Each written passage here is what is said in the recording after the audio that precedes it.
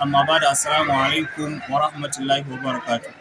A yau wannan makaranta mai albarka madrasatul hidayatul ibad filin samji muna godiya sosai da Allah subhanahu wa ta'ala ya kawo uwanmu kuma mujaddada ta addinin musulunci kuma uwar islami ta jihar Katsina ta kawo mu ziyara ta hanyar kawo mana abinci wanda al'umma da yawa kuma an gani sun ji daɗi sosai. Dama 'ya'yanta ne kuma sun saba suna jin sunan Hajiya Hauwa Raɗa, to yau sun ga kuma aikace da abu Allah ya kawo. Saboda haka muna godiya sosai. Allah ya mata albarka, Allah ya biya mata bukatocin ta na alkhairi, Allah ya ƙara ɗauka mun wuta. Dan uwanta kuma Malam Dukka Raɗa PhD, Allah ya biya mai bukatocin shi. Allah ya bashi 2027 fiye da haka ma ya zama ma shugaban ƙasa.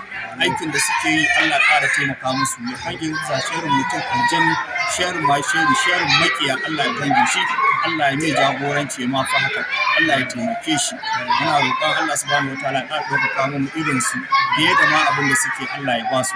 Mun gode, Allah ya saka da alkhairi. Assalamu alaikum wa rahmatullahi wa barakatuh.